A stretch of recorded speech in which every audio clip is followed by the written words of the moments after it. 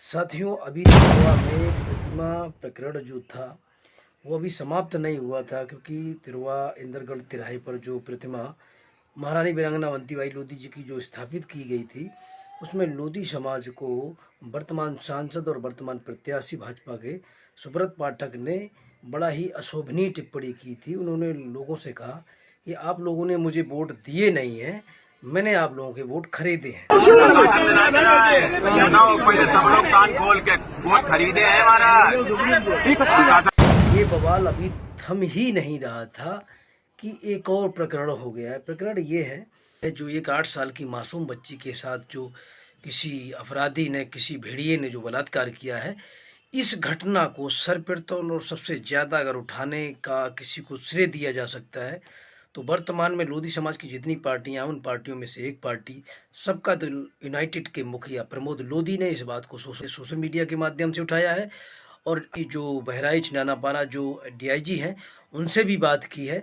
तो इस मुद्दे पर उन्होंने अपनी बात रखी है और शासन प्रशासन तक अपनी बात पहुंचाई है। लेकिन इस मुद्दे को सरकार किस नज़रिए से देख रही है, सरकार कितनी कार्रवाई कर रही है, ये देखने वाली बात है।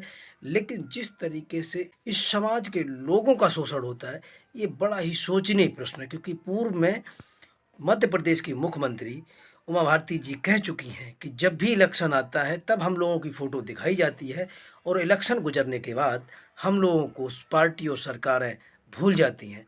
उन्होंने कहा कि हमारी फ़ोटो इलेक्शन में इस्तेमाल की जाती है, हमारा चेहरा इस्तेमाल इलेक्शन में दिखाया जाता है।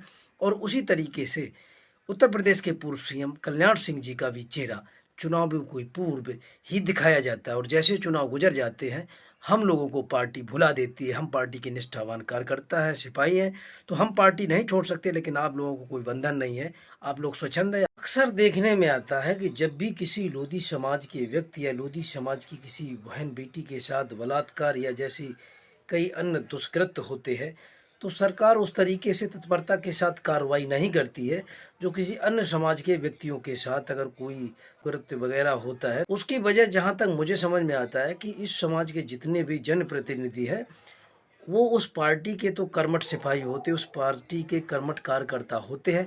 लेकिन वो अपने समाज का सिर्फ वोट लेने के लिए समाज के साथ खड़े होते हैं और समाज का वोट लेने के बाद वो समाज को भूल जाते हैं। लेकिन ये इतना भोला समाज है कि अपने लोगों की समस्याओं को तो समझता है, लेकिन जो जनप्रतिनिधि हैं इनके वोट लेने के बाद इनकी समस्याओं को नहीं समझते हैं। जो हालिया घटनाक्रम हुआ है, एक तो कन्नौज में हुआ है, जो तिरुवा में महारानी वीरांगना अवंतीबाई लोधी जी की स्थापना से संबंधित, जिसमें कि वर्तमान सांसद सुब्रत पाठक खुलेआम खम ठोक के कह रहे हैं कि मैंने आप लोगों का वोट खरीदा है, किसी ने मुझे वोट दिया नहीं है। इलेक्शन कमीशन ने अभी तक इस वीडियो के वायरल होने के बाद भी अभी तक कोई कार्रवाई नहीं की है, जबकि संविधान कहता है कि वोटों की खरीद फरोख्त करने वाले व्यक्ति को चुनाव लड़ने से इलेक्शन कमीशन को रोकना चाहिए, क्योंकि ये देश में भ्रष्टाचार को बढ़ावा देते हैं।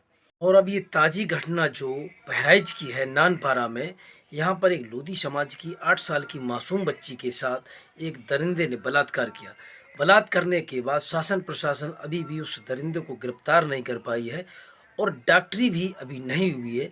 एफआईआर तो लिख ली गई है, लेकिन अभी तक कोई जिस तरीके से औचक कार्रवाई होनी चाहिए वो अभी तक कार्रवाई नहीं हुई है, जिससे लोधी समाज के लोग असंतुष्ट हैं।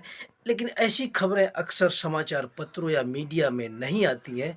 ऐसी खबरें आपको ज़्यादातर तो सोशल मीडिया पर ही मिलेगी। और इस समाज के जितने भी जनप्रतिनिधि हैं, वो किसी भी मुद्दे पर खुलकर कभी बात नहीं रखते हैं। और जब सांप निकल जाता है तो उस केचुली को हवा में उड़ाने का इस समाज के जनप्रतिनिधि और लीडर वगैरह करते हैं। तो जहाँ तक समझ में आता है, सरकार को इस बहराइच की घटना पर तुरंत संज्ञान लेना चाहिए और उस मासूम बेटी की, जो 8 साल की मासूम बेटी है जिसके साथ अपराधियों ने जो कुकृत्य किया है, उसकी सज़ा उनको हाल फिलहाल मिलनी चाहिए और एफआईआर और उसका परीक्षण भी होना चाहिए और ये फास्ट ट्रैक कोर्ट में केस चलना चाहिए ताकि उस बच्ची को न्याय मिल सके। आप क्या सोचते हैं कमेंट्स बॉक्स में दीजिए। चैनल को सब्सक्राइब कीजिए, वीडियो शेयर कीजिए। हम आपके साथ बराबर ही ऐसी खबरें पहुंचाते रहेंगे। नमस्कार।